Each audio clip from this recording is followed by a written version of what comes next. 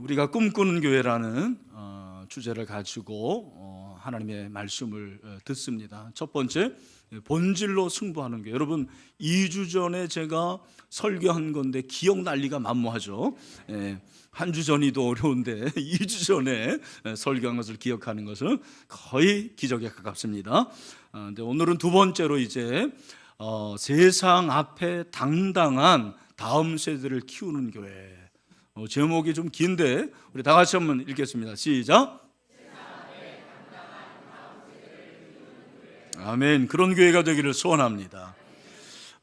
최근에 여러분 아시겠지만 우리 사회의 전 세계 가장 큰 화두가 4차 산업혁명이에요. 우리 여기 친구들도 산업혁명에 대해서 공부를 했겠지만 1차 산업혁명은 증기기관차를 발명한 거죠. 그래서 이제 섬유 산업을 중심으로 공장이 세워지고 비교적 이제 대량 생산이 가능하게 되었습니다. 그리고 2차 산업혁명은 전기가 발명이 돼서, 그죠? 전기 에너지로 이제 더 많은 대량 생산을 할 수가 있게 되었습니다. 컨베이어 벨트를 통해 가지고 그렇게 공장을 운영할 수가 있는 거죠. 그리고 이제 3차 산업혁명이라는 것은 컴퓨터와 인터넷의 발견이에요.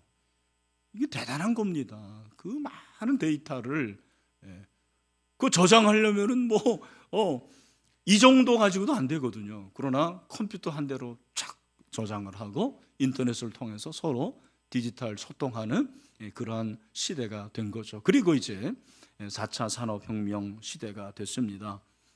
제가 4차 산업혁명에 대해서 많이 알고 있는 건 아니고 그냥 제가 가지고 있는 지식을 가지고 몇 가지 말씀을 드리면, 이 4차 산업혁명은 지금까지 우리가 경험하지 못한 놀라운 시대라고 합니다. 그래서 이 4차 산업혁명 시대는 어쩌면 우리에게 큰 복이 될 수도 있지만 어쩌면 우리에게 큰 재앙이 될 수도 있는 거예요. 한 번도 경험하지 못한 그런 엄청난 것들을 누리게 될 것입니다. 여러분, 일례로 이제 AI 여러분 들어보셨죠? 인공지능이 이제 발명이 돼가지고 개발이 돼서 인공지능이 못하는 일이 없는 거예요. 변호사를 AI가 하는 거예요. 근데 사람보다 더 잘해요. 왜냐하면 빅데이터를 가지고 수많은 정보를 자기가 정리를 해가지고 변호를 하니까 더 잘하는 거예요. 여기 혹시 의사가 있는지 모르겠는데 의사 AI도 생긴대요. 미술도 AI가 더 잘 그리는 거예요. 여러분, 이런 시대가 이제 오고 있는 거죠. 여러분들이 할 일이 많이 없어요. 특별히 제조업 같은 경우는 거의 다 AI가 하기 때문에 사람들이 할 일이 별로 없어지는 거예요. 이 참 문제입니다. 그리고 아시겠지만 자율주행 자동차가 지금 개발이 되고 있잖아요. 여러분 중에서 운전면허 몇 번 떨어져 본 분들, 그래서 심히 마음에 상처가 있는 분들, 이제는 운전면허 걱정 안 해도 됩니다. 마음껏 운전하시길 바랍니다. 스마트 도시에서 집에 가가지고는 밥 해줘! 그럼 밥이 되는 거예요. 그러나 이제 쌀은 씻어야 됩니다. 그리고 밥솥에 넣어야 되죠. 불이 켜져라! 그러면은 내 방에 그냥 전기불이 쫙 켜지는 거예요. 이런 시대가 오고 있습니다. 특별히 레이 쿠르스웨일이라는 미래학자는 이렇게 말합니다. 2029년에는 사람과 똑같이 말하고 생각하고 감정까지 느끼는 존재가 탄생해서 인류와 인공지능이 협업하는 시대가 될 것이다. 그렇게 말을 하고 있습니다. 여러분, 우리가 이런 시대를 이제 살아야 돼요. 세상이 점점 이렇게 변하고 있습니다. 과연 이 변하는 시대에 그리스도인은 어떻게 살아야 될 것인가? 굉장히 큰 화두죠. 그러나 제가 이 시간에 다 말씀드리기는 뭐하고, 저는 조금 그 주제를 좁혀서 이런 4차 산업혁명 이 시대 가운데서 우리가 어떤 신앙의 태도를 가져야 될 것인가를 한번 같이 묵상을 해보려고 해요. 이것은 다음 세대에게 주는 도전이기도 합니다. 특별히 뭐 우리 기성세대들은 많이 살았지만 다음 세대들은 앞으로 살 일이 많이 남아있는데 과연 이 4차 산업혁명 시대에서 여러분들은 어떻게 살아야 됩니까? 제가 드리는 답은 세상에 당당한 믿음의 세대들이 되기를 주님의 이름으로 축원합니다. 세상에 당당한 믿음의 세대가 되어야 됩니다. 오늘 이 본문은 꿈 얘기인데 아시다시피 바벨론의 느부갓네살 왕이 꿈을 꿔요. 즉위 2년 만에 꿈을 꾸는데 무시무시한 꿈이었다라는 건 알겠는데 무슨 꿈인지 정확히 몰라요. 고대의 꿈이라는 것은 사실은 그냥 꿈이라고 생각하지 않고 이것은 어떤 신탁이라고 생각을 할 때가 많았어요. 우리가 예수를 믿는 사람의 입장에서는 하나님의 계시로 그렇게 생각을 하는 거죠. 믿지 않는 사람들은 이 꿈이라는 것을 통해서 많은 생각을 하는 거죠. 근데 그 고대의 꿈은 지혜자들에 의해서 해석이 됐습니다. 해몽이 된 거예요. 오늘도 이제 느부갓네살 왕이 자기가 꿈을 알아내야 되겠는데 꿈이 도대체 생각이 안 나는 거예요. 이게 어떻게 합니까? 성경을 보니까 궁궐내 박수, 술객, 점쟁이, 술사를 부르라고 해요. 박수는 이 박수무당, 또 박수 치는 게 아니고 이것은 무엇입니까? 글을 가르치는 사람이에요. 그 당시 어떤 현자가 될 수가 있겠죠. 그리고 술객은 마술사예요. 마술사. 또 점쟁이는 아실 거고 이 술사라는 것은 바벨론의 박사들 중에서 가장 뛰어난 직급이 높은 사람들을 가리키는 거예요. 아마 책사 정도가 되지 않을까라는 생각이 듭니다. 당시 궁전에 온갖 이런 지혜자들이 있었는데 그 지혜자들에게 꿈을 알아내라는 거예요. 만약에 알아내지 못하면 너희들은 죽는다. 죽음을 예고합니다. 여러분, 이런 억지가 어디 있습니까? 오늘날은 말도 안 되는 얘기지만 그 당시에 독재자에게는 얼마든지 다반사로 있을 수 있는 일이었죠.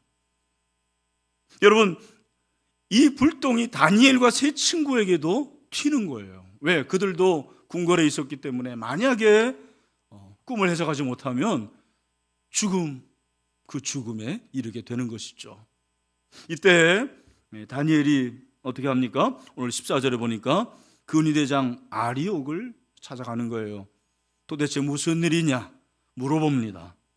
근위대장 아리옥이 그 얘기를 하니까 16절에서 뭐라고 그럽니까? 우리 16절 말씀을 다 같이 한번 읽어보죠. 시작. 다니엘이 들어가서 왕께 구하기를 시간을 주시면 왕에게 그 해석을 알려드리리다 하니라. 제가 한번 물어볼게요.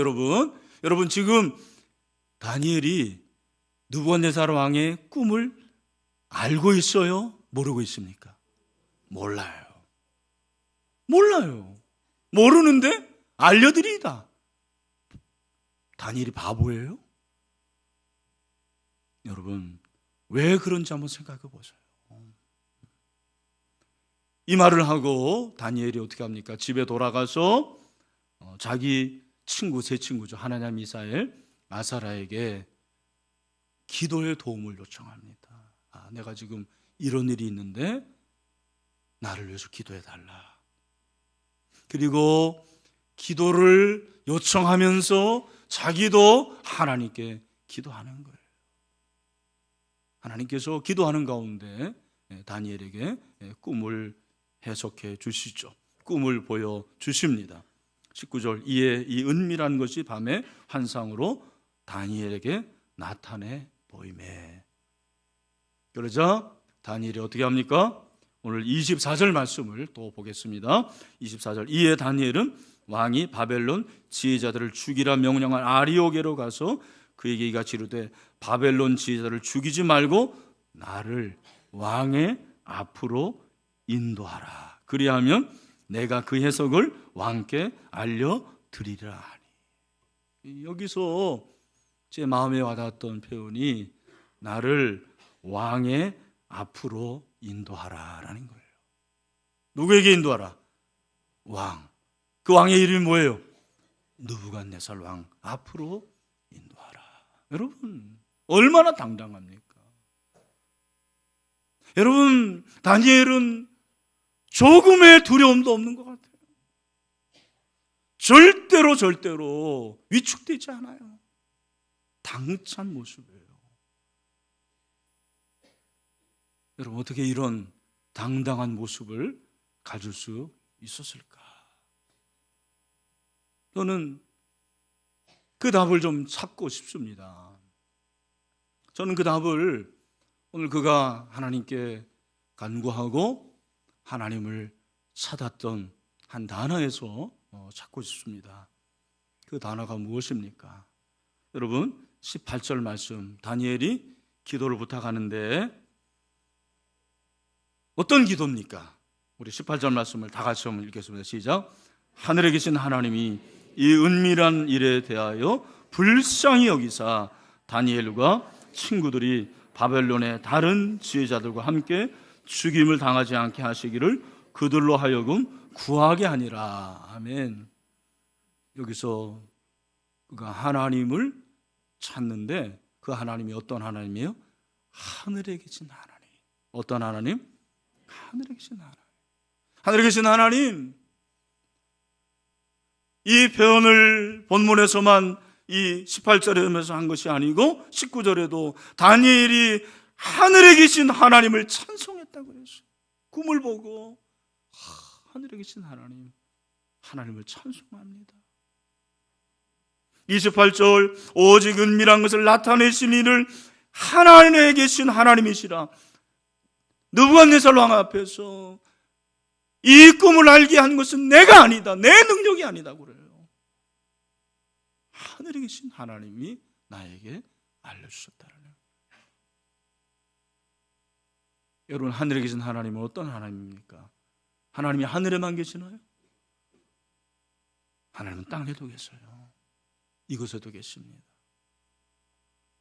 여러분이 하늘에 계신 하나님이라는 것은 어떤 의미를 가지고 있는지 저는 느부갓네살이라는 이 이름과 좀 연관을 지어서 살펴보려고 합니다. 여러분, 느부갓네살 왕은 성경에 나오는 이방 왕 중에 가장 유명한 왕 중에 하나예요. 여러분이 알고 있는 성경 지식 한번 제가 질문을 해보겠습니다. 여러분이 알고 있는 이방 왕 중에 유명한 왕이 누구예요? 네? 바로 왕. 3분은 확실히 좀 수준이 있는 것 같습니다. 또 어떤 왕이 있어요? 헤롯 왕도 사실은 뭐 이방 왕이라도 볼 수가 있는 거죠. 근데 여러분, 이 느부갓네살 왕은 바벨론의 왕이에요. 바벨론이라는 나라입니다. 바빌로니아죠, 세계사에서는. 근데 우리는 바벨론이라고 하는 거예요. 근데 이 느부갓네살은 합성을 해요. 느고와 네살. 느고는 신의 이름이에요. 바벨론 사람들이 섬기고 있던 바벨론의 신의 이름이 뭐다? 느고. 네살은 뭡니까? 게살이 아니고 네살. 네살이 뭡니까? 지키다라는 거예요. 그러니까 느부갓네살, 그 말은 무슨 말이에요? 느고가 지킨다, 느고가 수호한다. 그 말은 바벨론을 지키는 신이 누구다? 느고라는 거예요. 여러분, 느부갓네살은 세계사에서도 유명한 왕입니다. 바벨론이라는 나라가 정말 거대한 나라거든요. 이 바벨론이라는 나라가 그 창시자가, 바벨론의 창시자가 나봇폴랏할이라는 이름도 어려워요.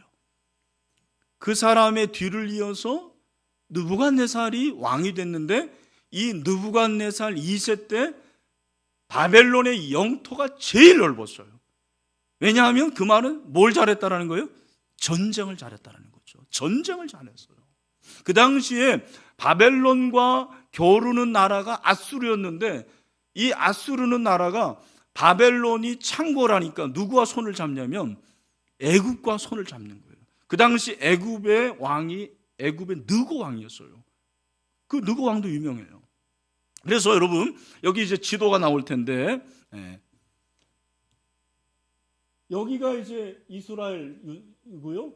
이쪽이 이제 바벨론이가, 이 아래쪽이 이제 아프리카 애굽이니까, 이 애굽이 바벨론을 견제하기 위해서 아수르와 결탁을 해요. 그래서 바벨론과 이제 일대 전쟁을 치르는 거예요. 그 당시 바벨론의 왕이 누구라고요? 느부갓네살.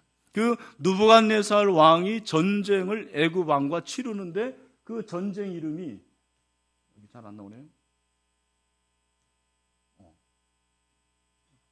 여기 잘 보입니까? 잘 안 보이는데 저 위에 갈그미스라는 게 나오죠. 갈그미스 빨간 걸로 갈그미스. 그도 잘 안 나요. 아까는 이부터 나오는데 여러분이 기도를 좀 많이 하셔야 되겠습니다. 예. 이게 갈그미스 전쟁에서 누고가 패하는 거예요. 그래서 바벨론이 이제는 이 지역의 맹주가 되는 거죠. 그래서 이 바벨론이 점점 세력을 아래로 아프리카까지 확대하기 위해서 내려가는데 바로 눈에 티 같은 나라가 있었습니다. 그 나라가 어떤 나라예요? 유다예요. 유다, 남쪽 유다. 작은 나라였지만 그 나라를 반드시 점령해야만 했어요. 바벨론이 느부갓네살이 그래서 3차에 걸쳐서 예루살렘을 침입을 하는 역사적으로. BC 605년 그리고 BC 597년 그리고 마지막으로 586년에 멸망을 당할 거예요. 그리고 그 멸망을 당할 때 요시야 왕이 이 겁이 없어가지고 바벨론하고 전쟁을 또 한번 치르죠. 그게 유명한 무기토 전쟁이에요. 어떤 이런 가운데서 하여튼 남쪽 유다가 멸망을 당합니다. 제가 이렇게 얘기하니까 저게 뭐 나하고 무슨 상관인가 그렇게 이상한 눈으로 보시는 분들이 있는데 제가 여러분에게 이 말씀을 드리는 것은 느부갓네살 왕이 그렇게 대단한 왕이라는 걸 알아달라는 거예요, 여러분. 네? 아셨어요? 그 말은 그 엄청난 바벨론 제국의 느부갓네살 왕 앞에서 다니엘은 히브리에서 온, 유다에서 온 포로예요, 포로. 그 젊은 사람이 어떻게 그 엄청난 제국의 중앙에서, 한복판에서 나를 왕에게 데려가 달라, 내가 그 꿈을 해석하겠다고 말합니까? 이거는 강심장이 아니고 도저히 못하는 거예요. 여러분, 그가 강심장이어서 그렇게 말한 것이 저는 아니라고 생각해요. 여러분, 다니엘이 한 가지 분명한 사실을 알고 있습니다. 그것이 무엇입니까? 당신 느부갓네살이 아무리 그렇게 엄청난 영토를 가지고 전쟁을 잘하는 권력자일지 모르지만 당신을 통치하는 신은 느고가 아니고 내가 믿는 하늘에 계신 하나님이다. 아멘. 이것이 우리의 믿음이 될 줄로 믿습니다. 다니엘은 이 사실을 알았어요. 자신이 믿는 유다의 신, 자신이 믿는 그 유일신 하나님이 진짜 하나님이라는 거예요. 그래서 하늘에 계신 하나님이에요. 여러분, 하늘에 계신 하나님은 지금도 이 땅을 다스리고 계십니다. 통치하고 계십니다. 그래서 그는 지혜 대결을 벌이는 거예요. 오늘 본문의 초점은 꿈이 아니라 사실은 꿈이 여러분 뭐 이렇게 중요해요? 그 꿈을 누가 해결할 수 있느냐라는 거예요. 누가 해몽할 수 있느냐. 여러분, 느부갓네살 왕이 자기가 믿는 신을 믿었지만 알 수가 없었어요. 또 궁궐에 있는 지휘자들 다 불러 모았습니다. 여러분, 그들이 하는 말이 뭔지 아십니까? 너무 솔직한 얘기를 하고 있어요. 10절. 갈대아인들이 왕 앞에 대답하여 이르되 세상에는 왕의 그 일을 보일 자가 한 사람도 없대요. 무슨 말입니까? 왕이시여, 꿈 깨세요. 그 꿈을 어떻게 합니까? 그러면서 11절에서 아주 중요한 말을 하고 있어요. 우리 11절 말씀을 다 같이 시작. 왕께서 물으신 것은 어려운 일이라 육체와 함께 살지 않은 신들 외에는 왕 앞에 그것을 보일 자가 없나이다. 그 말은 무슨 말이에요? 인간은 알 수가 없다. 누구만 하는 거예요? 신들만. 그런데 자신들이 믿는 그 신들이 지금 알려줘요? 못 알려줘요? 못 알려줘요. 이 가운데서 히브리 출신의 다니엘이 그 꿈을 쫙 얘기해 주는 거예요. 여러분, 한번 상상을 해보세요. 얼마나 놀랐을까요? 느부갓네살 왕이 놀랍니다. 그 당시에 모든 신하들이 놀랍니다. 다니엘은 이 순간을 기다렸을 거예요. 내가 믿는 하늘에 계신 하나님, 이 하나님이 진짜 하나님이라는 것을 바벨론의 모든 사람들이 알기를 원했습니다. 그리고 그 일이 실제로 이루어졌습니다. 여러분, 그 꿈을 다 해석한 후에 느부갓네살 왕이 뭐라고 고백합니까? 우리 다 같이 47절 말씀을 함께 보도록 하죠. 우리 47절 말씀 여기 앞에 나와요. 다 같이 시작. 왕이 대답하되 이르되 너희 하나님은 참으로 모든 신들의 신이시요 모든 왕의 주제시로다. 내가 능히 이 은밀한 것을 나타내었으니 내 하나님은 또 은밀한 것을 나타내시는 이시로다. 아멘. 진짜 신이라는 것을 어떻게 증명할 수 있습니까? 엘리야는 850명의 바알과 아세라 선지자들과 누가 진짜 신이냐 했을 때 하늘에서 뭐가 내려왔어요? 불이 내려왔어요. 불 내리는 신이 진짜 신이라는 거예요. 오늘은 어떤 신이 진짜 신입니까? 느부갓네살 왕의 꿈을 알게 하고 그 꿈을 해석하는 신이 진짜 신이다. 여러분, 그 신은 어떤 신입니까? 하늘에 계신 하나님이십니다. 하늘에 계신 하나님은 지혜의 원천이십니다. 오늘 본문에서 우리가 관심을 가져야 될 것은 지혜라는 단어예요. 지혜라는 단어가 계속 나오고 있습니다. 하나님께서 아리오에게 얘기할 때도 14절에 보니까 명철하고 슬기로운 말로 했다고 그랬어요. 지혜로운 말로 합니다. 20절에 보니까 내가 하나님의 이름을 찬송할 것은 지혜와 능력이 그에게 있습니다. 여러분, 지혜와 능력의 원천은 누구십니까? 하늘에 계신 하나님이십니다. 하나님이 지혜의 원천이십니다. 하나님의 능력이 우리로 지혜롭게 하시는 줄로 믿습니다. 사랑하는 성도 여러분, 우리 여기 다음 세대들 잘 들으시길 바랍니다. 여러분, 지혜의 원천이 하나님이십니다. 지혜의 근본이 하나이십니다. 지혜의 셈이 하나님이십니다. 그 하나님을 믿는 여러분 되시기를 축원합니다. 그래서 성경은 말하고 있어요. 하나님이 지혜라는 것. 이사야서 11장 2절 말씀 다 같이 한번 읽겠습니다. 이사야서 11장 2절 말씀 시작. 그의 위에 여호와의 영 곧 지혜와 총명의 영이요 모략과 재능의 영이요 지식과 여호와를 경외하는 영이 강림하시리니. 여기 보니까요, 하나님이 어떤 영이래요? 지혜예요. 모량의 영, 총명의 영. 무슨 말입니까? 하나님은 지혜의 원천이십니다. 여러분, 산업혁명으로 인간의 힘이 대단하고 과학의 힘이 엄청난 것 같습니다. 정말 이제는 제가 볼 때는 젊은이들 전도하기 어려워요. 우리 청소년들 어렵습니다. 저는 굉장한 부담을 느낍니다. 이 4차 산업혁명의 특징을 보면서 이야, 전도하기 너무 어렵겠구나. 왜? 여러분 생각해 보시죠. 빅데이터로 만약에 기독교의 허구성이 있을 거 아니에요. 그리고 성경이 믿어지지 않는 이유를 빅데이터로 다 해가지고 조합해가지고 사형리 같이, 사형리는 아닙니다 여러분. 하나님을 믿지 않아야 될 4가지 원리 해가지고 만약에 그렇게 선포한다면 우리가 어떻게 그들에게 대적할 수가 있겠습니까? 여러분, 그러나 절망은 이릅니다. 여러분, 속단하지 마십시오. 하나님께서 이 다니엘을 통해서 느부갓네살 왕이 꾼 꿈을 보여주셨는데 그 꿈이 어떤 꿈이었냐면 신상을 보여주신 거예요.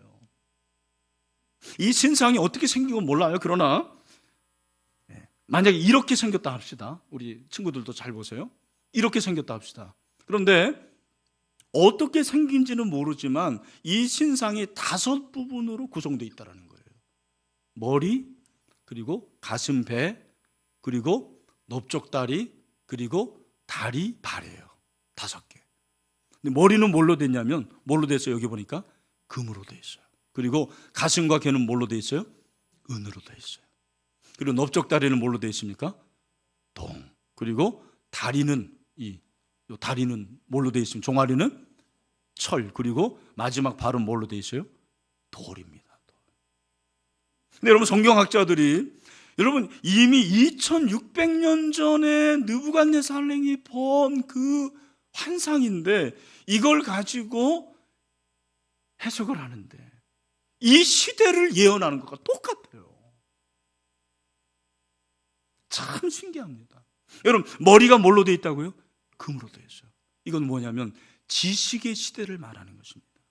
앞으로 올 시대가 지식의 가치가 황금같이 존귀 여김을 받는 지적 만능의 시대가 올 것이라는 거, 어떻게 보면 AI가 올 것을 이미 성경은 예언했는지도 몰라요. 느부갓네살 왕의 꿈을 통해서. 여러분, 가슴과 배는 뭘로 되어 있다고요? 은으로. 이 배는 뭡니까? 이 배라는 것은 채우는 거예요. 쾌락을 채우고 먹을 걸 채우고. 오늘 이 시대는 무슨 시대예요? 먹을 것 시대입니다. 여러분, 이번 설날에도 많이 드실 줄로 믿습니다. 그것도 모자라도 또 먹습니다. 그것도 모자라도 먹방을 봅니다. 쾌락이 전부예요. 그런 시대가 됐어요. 그리고 넓적자리는 뭐라고요?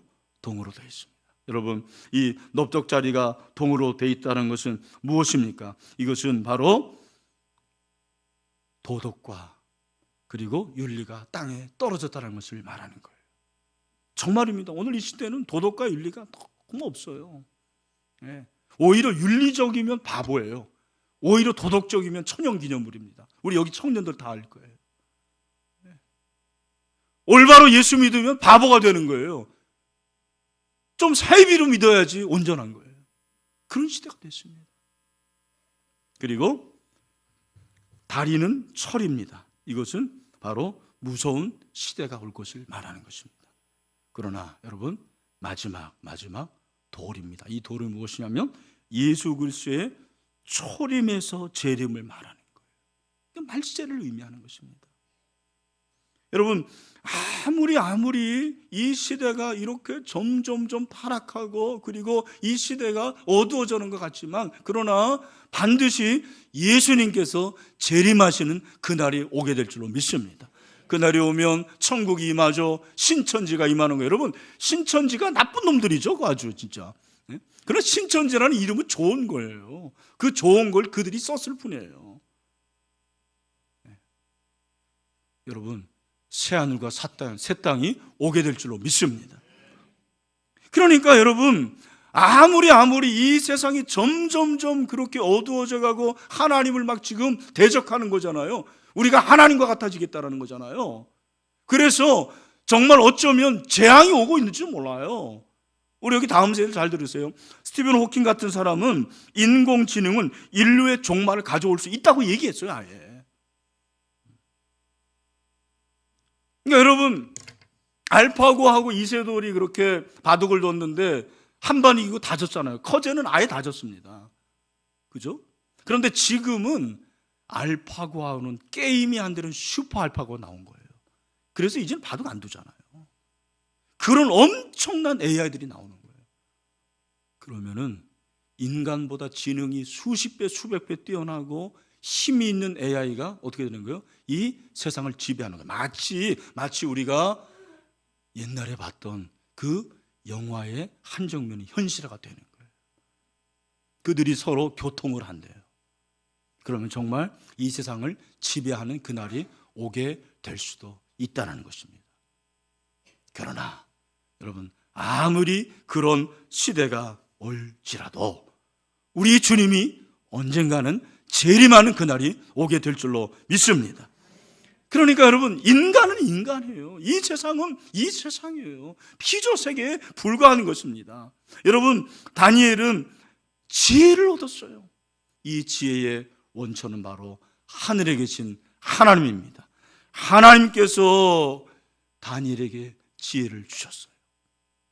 오늘 여기 다음 세대를 한 가지 말씀드리면, AI가 이렇게 세상을 지배하는데 AI가 할 수 없는 영역들이 있대요. 그 영역이 뭐냐면 휴먼 터치의 영역이에요. 앞으로 이제 각광받는 직업이 뭐냐? 휴먼 터치가 가능한 직업들이에요. 그래서 심리라든지 치유라든지 상담이라든지 이러한 직업이 좋은 직업이에요. 그렇다고 뭐 직업 있는 직업 다 때려치지라는 그런 얘기는 아니고, 네. 그리고 또 한 가지가 그들이 못하는 것이 있습니다. 그게 뭔지 아십니까? 영성이에요. 영적인 걸 터치를 못하는 거예요. 여러분, AI가 빅데이터로 해가지고 기도한다 그러면요, 아마 여기서 대표 기도하면 다들 우리가 막 놀라울 거예요. 최고의 기도문이 나올 거예요. 그러자 생각해 보세요. 하나님이 그 기도 받으실까? 저는 안 받으신다고 생각해요. 왜? 하나님은 영이시고 영이신 하나님은 영적인 존재의 기도를 받으시기 때문입니다. 여러분, 이 시대에 여러분이 정말 세상에 당당한 사람이 되려면 어떻게 되는지 아십니까? 하나님 앞에 나가서 기도하는 영성을 가지시길 바랍니다. 기도해야 돼요. 이 기도라는 것이 영적인 세계의 일이에요. 그 하나님을 우리가 만날 수 있는 것입니다. 무엇보다도 여러분, 기도하면 하나님께서 지혜를 약속해 주십니다. 저는 이것이 얼마나 큰 위로가 되는지 몰라요. 여러분, 다니엘도 처음부터 지혜자는 아니었습니다. 제가 이번에 그 다니엘을 보면서 1장 4절에서 우리가 좀 오해하는 것이 흠이 없고 용모가 아름답고 모든 지혜를 통찰하며 지식에 통달하며 학문에 익숙하여, 그러니까 우리는 다니엘은 물론 이제 다니엘이 뭐 그렇게 어리석고 바보 같은데 착출되진 않았을 거예요. 그런데 여기 보면 잘 보면 그렇게 학문에 익숙하여 왕궁에 설만한 사람이라고 그랬어요. 이것이 영어 성경을 보니까 그렇게 설 만큼 지혜로운 속성이 있는 사람이에요. 지혜로운 태도가 있는 사람이라는 것입니다. 처음부터가 아니었다라는 것입니다. 여러분, 그렇습니다. 우리가 그렇게 기도하면 하나님께서 저와 여러분에게 지혜를 줄 줄로 믿습니다. 그래서 야고보서 1장 5절에서는 뭐라고 얘기합니까? 우리 다 같이 읽어보죠. 시작. 너희 중에 지혜가 부족하거든 모든 사람에게 후히 주시고 꾸짖지 아니하시는 하나님께 구하라. 그리하면 주시리라. 아멘. 여러분, 믿으십니까? 우리 다음 세대를 믿으십니까?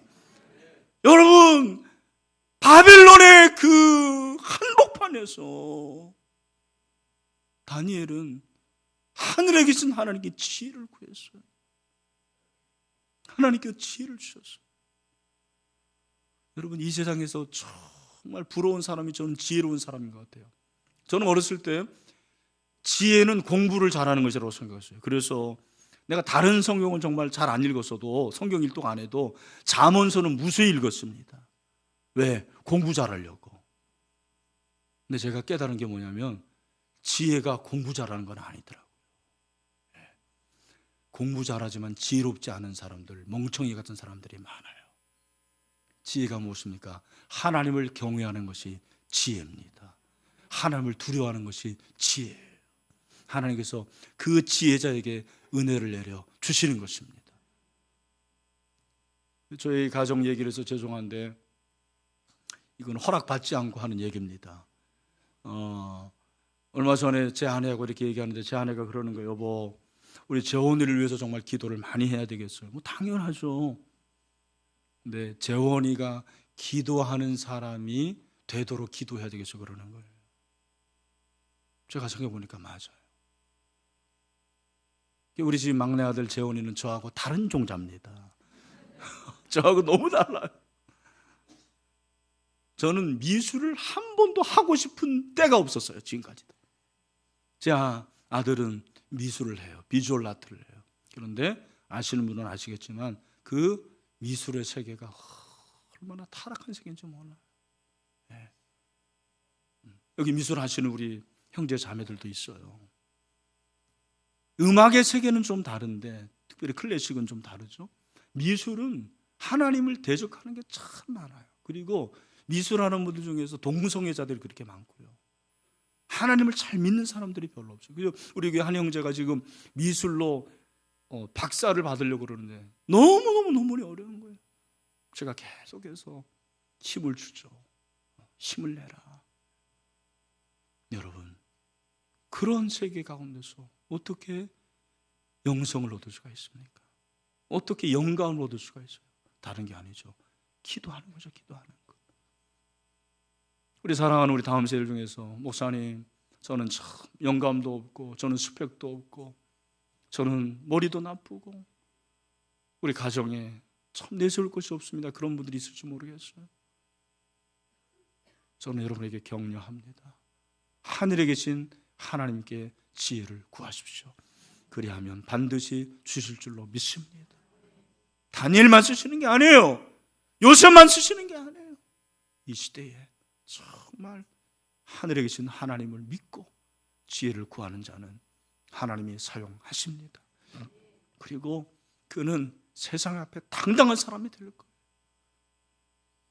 마지막으로 말씀을 마무리하면서 저는 다니엘의 부모를 한번 생각해 보게 되더라고요. 다니엘의 부모가 안 나와요. 그러면 부모는 있었을까 없었을까요? 있었죠. 그러니까 다니엘이 나왔죠. 그 무명의 부모들은 다니엘을 위해서 얼마나 기도했을까, 얼마나 말씀으로 키웠을까. 그 경건한 부모 가운데서 다니엘이 나올 수 있는 거예요.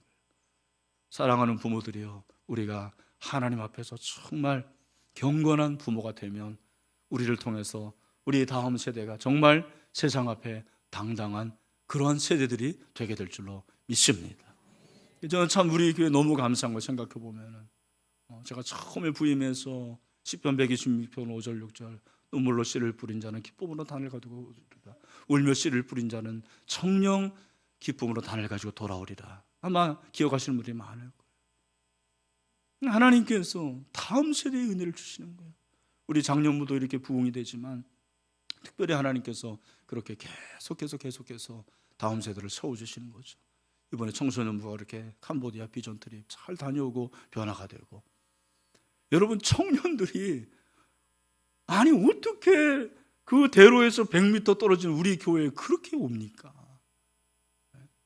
금년에 새 가족이 30명인데 청년부가 17명이에요. 다 물론 부모님들 따라서 오는 경우도 있고 뭐 그렇지만 어떻게 그렇게 하나님이 하시는지 모르겠어요. 하나님의 축복이라고 저는 믿습니다. 그래서 우리 다음 세대가 살아나는 우리 신일교회가 되기를 간절히 소원합니다. 우리 마지막으로 시간이 좀 지났지만 우리 청소년부 캄보디아 비전 트립 영상을 좀 같이 봅시다. 2018 청소년부 캄보디아 비전 트립 지금부터 시작합니다.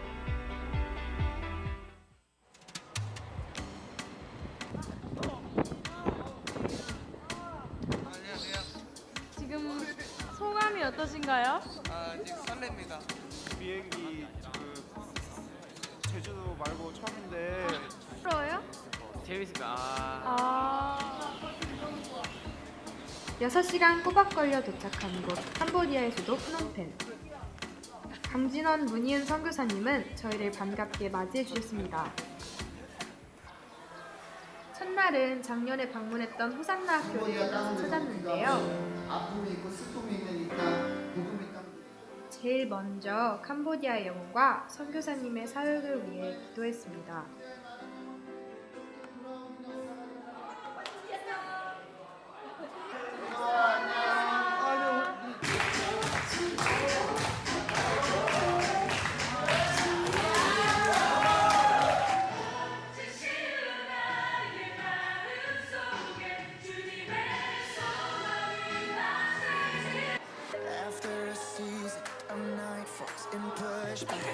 지난해 인연으로 마치 어제 본 친구와 갔던 호산나 학교. 그래서인지 헤어짐이 더욱 아쉬웠습니다.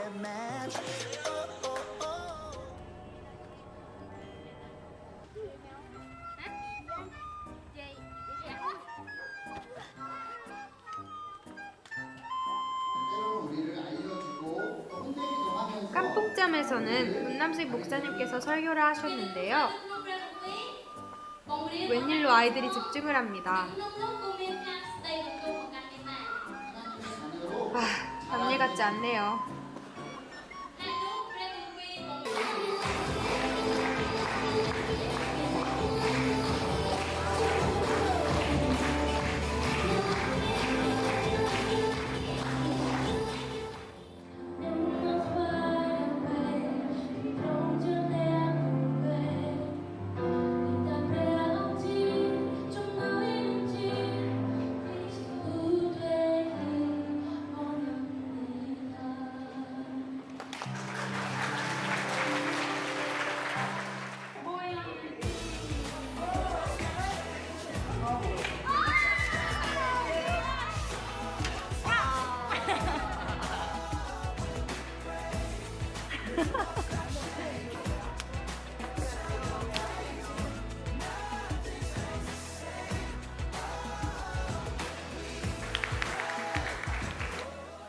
예수 초청교회의 또 다른 섬김이들. 우리 또래임에도 불구하고 부모님의 곁을 떠나 귀한 일을 감당하고 있었습니다. 그 친구들과 교제의 시간을 나누었는데요.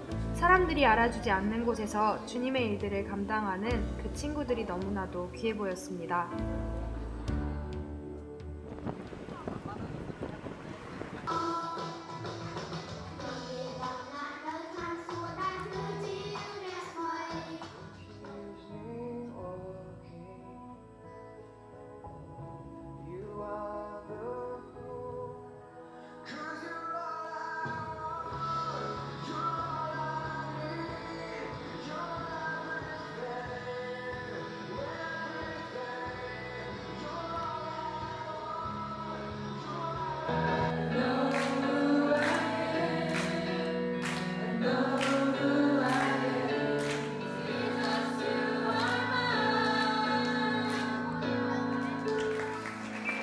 하나, 둘, 셋.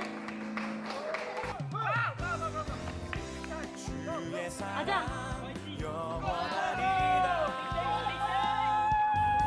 세상 비추시고 소망이 되시며 위로자 되신 분그 어떤 어려움 우리 덮쳐와도 주님보다 난 주러 왔을 뿐인데